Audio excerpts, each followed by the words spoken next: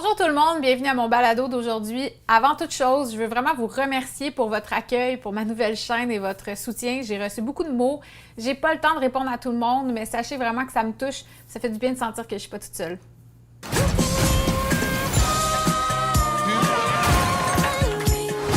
Hurricane Missy's gonna wreak havoc. Do you really want to go home? We like you just the way you are. Aujourd'hui, on parle d'un sujet encore tabou. Ça mérite une mise en garde. C'est un sujet qui est délicat et qui peut être difficile pour les cœurs sensibles. Alors, si c'est trop difficile, sentez-vous bien à l'aise de ne pas regarder la vidéo jusqu'à la fin. Il va y avoir des moments qui vont peut-être être plus difficiles à recevoir que d'autres. Je parle de la pédophilie à Hollywood. The internet changed everything for us. We were quite surprised to find our own children's pictures were being sold on eBay. And you wonder, who wants my kid's picture for $300? Especially a printed picture that we'd send you for free. Aujourd'hui, ce que je veux, c'est montrer un peu le devant la caméra, donc la récurrence de l'hypersexualisation des jeunes dans le divertissement, et derrière la caméra, donc tous ceux qui ont été pointés du doigt pour être des pédophiles. Ça date pas d'hier, hein, ces images-là de bébés torturés. Les Beatles l'ont déjà fait sur une image là, vraiment de très bon goût.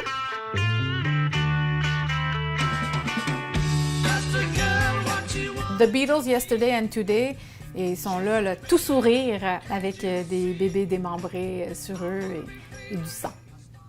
Eh bien, ça continue. Aujourd'hui, dans l'industrie du divertissement, on retrouve encore des thèmes d'enfance torturée ou de sexualisation des jeunes. Je pense à Melanie Martinez. Si vous la connaissez pas, c'est une fille qui s'est fait connaître en faisant The Voice aux États-Unis. Elle était de l'équipe de Adam Levine. Et toute sa persona est créée autour d'une petite fille, une petite poupée qui est profondément malheureuse. Dans son clip Cry Baby, déjà le nom le dit, là, un enfant qui pleure, un bébé qui pleure. On la voit déguisée en enfant, elle est toujours habillée en enfant. On voit sa mère qui la force à manger une purée qui est comme blanchâtre, qui peut nous rappeler autre chose que de la purée. Et juste un peu plus tard, dans ce même vidéoclip, on la voit écrire avec les blocs le mot « fuck ». Pour ceux qui ne comprennent pas l'anglais, ça signifie baiser. Donc, vraiment des choses là, qui vont avec l'enfance, là, ça va ensemble, c'est logique qu'on associe ces mots-là avec une petite fille de 8 ans. Je pourrais analyser tous les clips de Melanie Martinez pour mon thème de pédophilie et d'enfance torturée parce qu'elle est à fond là-dedans. Mais pour donner un autre exemple, dans son clip Dollhouse, on la voit répéter à une petite fille joue avec tes poupées, on va prétendre qu'on est une belle famille parfaite comme on le fait toujours. Donc, ses paroles, c'est vraiment ça, faire assemblant alors qu'on voit que sa mère est alcoolique. Et là, dans cette scène-là que je vous montre, on voit ses trois parents, donc son père, son frère et sa mère, qui s'avancent vers la petite fille qui a peur d'eux, qui essaie de se protéger. Et ils sont très robotiques de la façon qu'ils font, donc sans émotion. Et la scène suivante, la petite fille est complètement changée, puis elle s'aperçoit qu'elle a changé de vêtements. Donc, on peut y supposer qu'on est plus tard dans le temps, puis qu'elle a comme juste oublié ce qui venait de se passer, mais il est permis de supposer qu'elle vient de se faire abuser ou qu'elle vient de vivre de l'inceste. Si on écoute les paroles de la chanson, c'est pas mal ça que ça semble dénoncer. Après, on va parler de ma préf, Miley Cyrus, et je ne veux certainement pas entendre l'argumentaire de « Ouais, mais c'est Miley Cyrus ». Je sais pas pourquoi, à un moment donné, dans la vie, il y a des gens qui deviennent immunisés contre la critique. On leur donne un laissez-passer de vulgarité suprême, puis là, ils peuvent faire ce qu'ils veulent. Donc, dans son magnifique vidéoclip Baby Talk, moi, je peux pas croire que ça n'a pas fait les manchettes, que ça n'a pas été un scandale. On la voit déguisée en bébé et dans plein de positions hyper choquantes. On la voit sucer un biberon, puis les paroles, puis la façon qu'elle chante, c'est tellement insupportable. Puis toute la vidéo, c'est pour vrai, si ça vous tente d'aller le regarder au complet, allez-y. C'est encore une fois associer un bébé avec la sexualité, puis faire passer ça comme si c'était normal, c'est du marketing, c'est cool. Ensuite, il y a Billie Eilish qui est aucunement hypersexualisée, mais qui est plus dans le thème de l'enfance torturée.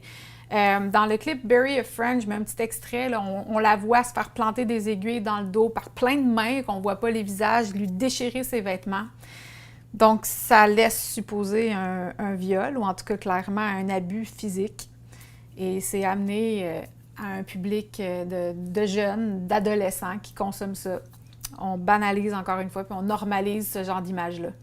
Il y a aussi le vidéoclip de Sia, Elastic Heart, qui a fait beaucoup couler d'encre. Elle a dû d'ailleurs s'excuser publiquement parce qu'il y a beaucoup de gens qui avaient trouvé qu'il y avait une référence directe à la pédophilie. Donc, dans la vidéo, on voit la jeune danseuse Maddie Ziegler, qui est sa danseuse qu'elle prend dans toutes ses vidéos, là, dans Chandelier aussi. Et l'acteur Shia LaBeouf, en tout cas LaBeouf, whatever, comment qu'il le prononce. Donc, on a la petite danseuse de 12 ans et un acteur de 28 ans qui sont enfermés dans une cage et puis dans une espèce de combat où les deux sont habillés avec des léotards couleur chair, donc ils donnent un peu l'impression qu'ils sont nus. Il faut dire que c'est quand même assez choquant, même si on peut reconnaître que c'est artistique. Je continue toujours dans la musique, dans le music business. On a le vidéoclip de la très charmante Katy Perry.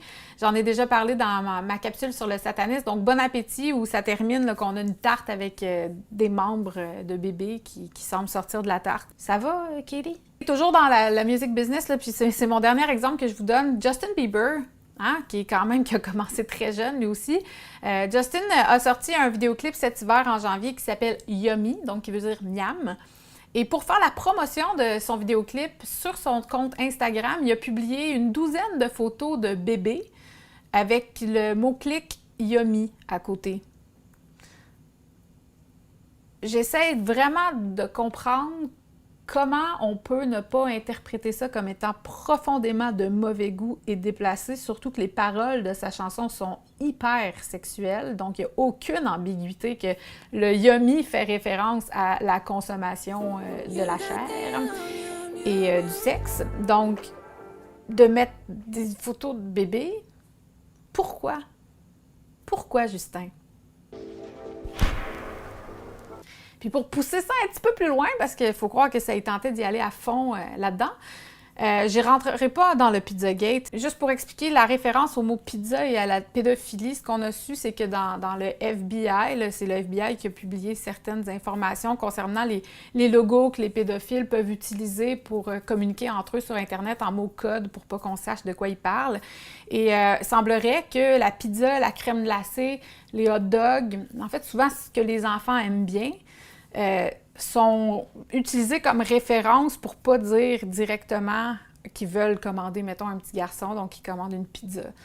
C'est l'explication très, très, très brève du Pizzagate. D'avoir choisi d'écrire Yummy en lettres pizza,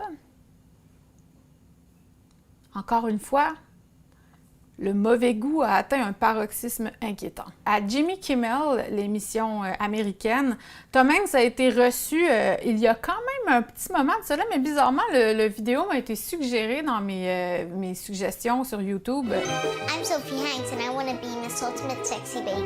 Ils font une espèce de parodie des concours de beauté des petites filles, un peu comme Little Miss Sunshine. When she gets up there, and it has to be all automatic. Sexy hands, sexy feet, sexy feet, sexy feet. C'est un phénomène qui existe aux États-Unis. C'est des petites filles qui se crêpent les cheveux, puis qui ont beaucoup trop de maquillage, puis qui s'habillent comme des poupées. C'est déjà extrêmement choquant. Mais de la façon de l'angle qu'ils ont décidé d'aborder ça, j'arrive pas à dire si c'est de l'humour ou si c'est juste une façon de normaliser, encore une fois, la sexualisation des jeunes. We talked about focus, right? And make daddy love you. Sexy baby? Sexy baby. Sexy baby. Poison is Sophie's favorite 1980s hair band. Yeah.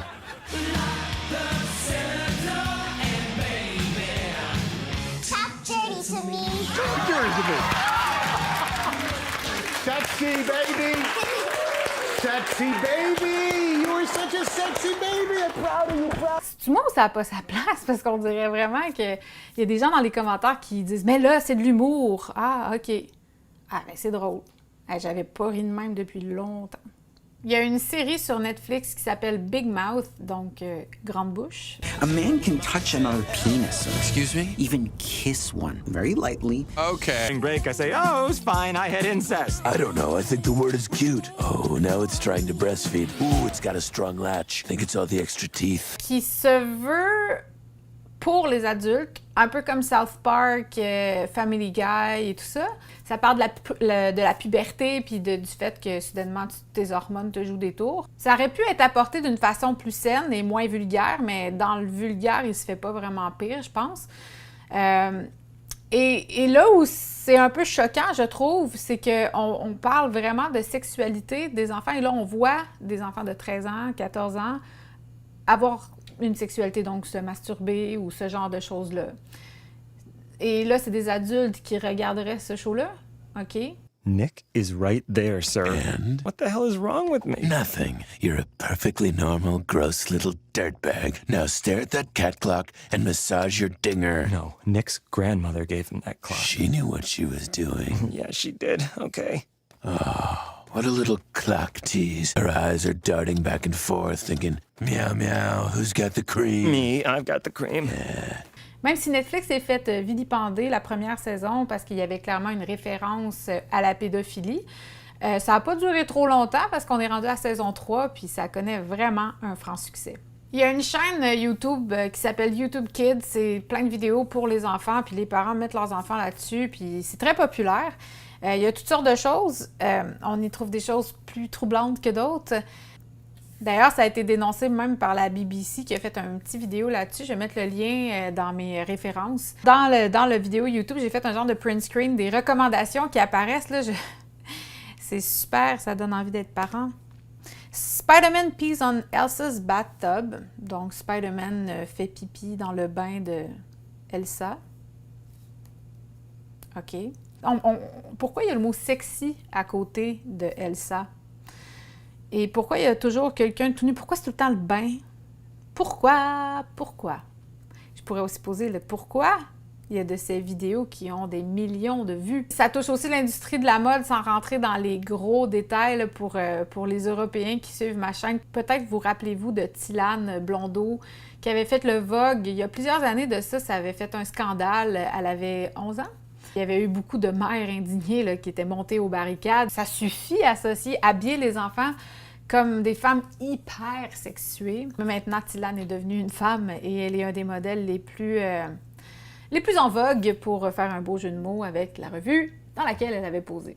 S'il y a une récurrence aussi présente de la pédophilie à Hollywood, on peut pas passer sous silence le fait qu'il y a beaucoup de pédophiles qui tirent les ficelles en arrière et peut-être que leur intention, c'est justement de banaliser ou de normaliser ce crime. Maybe it would be best if you didn't even mention, that you came back here and I gave you all this ice cream before dinner. Why don't we just make it our little secret? You know something, Mr. Horton? You're sneaky. Sneaky? Yeah, I'm getting a whole new respect for sneaky. This is what happened in my life. And they didn't know about it. You know something, Arnold? I really like you. I really like you. You and I are going to have a lot of good times together.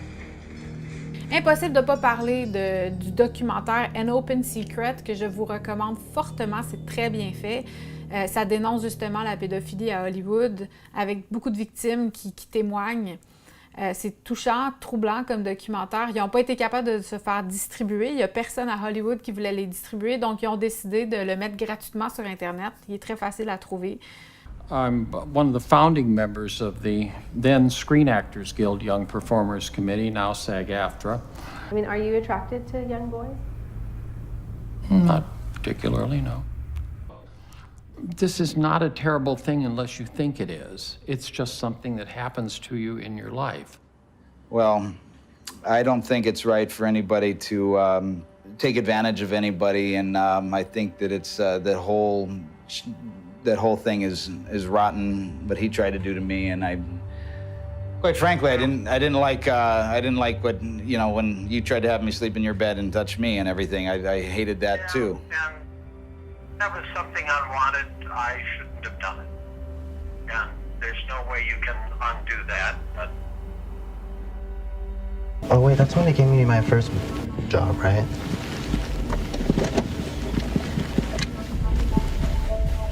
You're not recording this, right? No, I'm not. And then you're going to if you hadn't expressed interest. Yeah, but I didn't at 12. I was not interested. I was just so... I remember that night you did pull out your penis in the car, and I was scared. Like, I didn't know what to do. Because you asked me if I wanted to touch it. I was in the car, in the van. I'm trying to remember that. I'm trying to remember that. That kind of sounds familiar. Dans le documentaire Open Secret, on parle de Bryan Singer. On n'en parle pas beaucoup, mais on en parle déjà, et ce n'était pas la dernière fois qu'on allait parler de lui en référence avec des allégations d'agression sexuelle sur des mineurs. Pour vous dire c'est qui, c'est le réalisateur de tous les X-Men, entre autres. C'est lui qui a réalisé Bohemian Rhapsody, le film sur Freddie Mercury, mais il s'est fait sacrer dehors avant la fin pour comportement déplacé, qu'on n'a pas eu plus de détails. Donc, et comme les X-Men sont tournés ici à Montréal, je connais des gens qui travaillent sur le plateau qui m'ont raconté des histoires par rapport à Bryan Singer. Il se ramène vraiment beaucoup des jeunes qui ont l'air mineurs sur le plateau, puis il prend des pauses entre les scènes pour aller dans sa roulotte. On peut imaginer ce qui se passe. Ça n'a pas l'air à empêcher le fait qu'il travaille. Il y a aussi James Gunn qui réalise The Guardian of the Galaxy de Disney.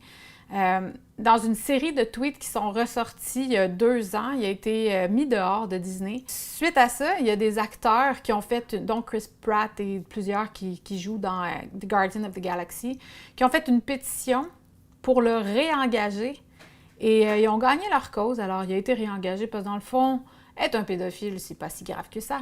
Surtout pas quand tu travailles à Disney puis avec des enfants. Bon, OK, il s'est pas fait accuser d'être pédophile, mais je vais vous lire ses tweets et vous allez juger par vous-même.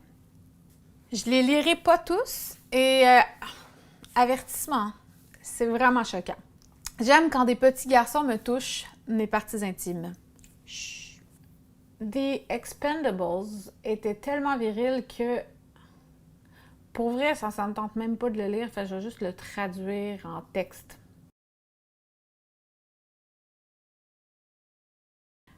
La première fois que je me suis masturbée sur Justin Bieber, c'était une blague, mais maintenant, je ne peux plus m'arrêter. Il est comme du crack à masturbateur. Et je tiendrai à dire que ça a été publié en 2010. Justin Bieber avait 16 ans. Bon, il a mis le mot-clic film pas romantique, 3 hommes et un bébé avec lequel ils ont eu du sexe. Ça continue comme ça à l'infini et Monsieur Gunn s'est défendu en disant que c'était des blagues. Ah mais ça c'est une bonne défense, ça c'est drôle. Et encore une fois, je reviens sur le documentaire de Jeffrey Epstein sur Netflix qui nous explique quand même assez bien comment ça marche, les rouages de la justice quand tu es aussi haut dans la société, quand tu es un multimillionnaire ou dans le cas d'Epstein, un multimilliardaire. C'est comme si ça s'applique plus vraiment pour toi, la justice. Voilà qui pointe un peu du doigt ou qui met de la lumière sur des zones d'ombre de Hollywood. Après, moi, je fais juste vous montrer mes observations. Vous pouvez tirer des conclusions différentes des miennes. Je trouvais juste que ça méritait qu'on en parle et qu'on ouvre peut-être un peu le débat en tant que société. On a envie que nos enfants soient protégés et aient des enfances saines. Donc, je vous remercie vraiment beaucoup d'avoir regardé jusqu'à la fin. Je sais que c'est un sujet qui peut être sensible pour plusieurs. S'il est sensible pour des raisons plus personnelles, sachez qu'il y a en tout cas au Québec, il y a le Calax que vous pouvez contacter si vous avez besoin d'aide. Et si vous connaissez un enfant qui vit ce genre de choses-là, en tout cas dans la grande région de Montréal, il y a le merveilleux centre Marie-Vincent qui aide les enfants qui sont victimes d'agressions sexuelles. Alors voilà, je termine sur ces 2 références-là et je vous remercie beaucoup d'avoir écouté. À une prochaine fois!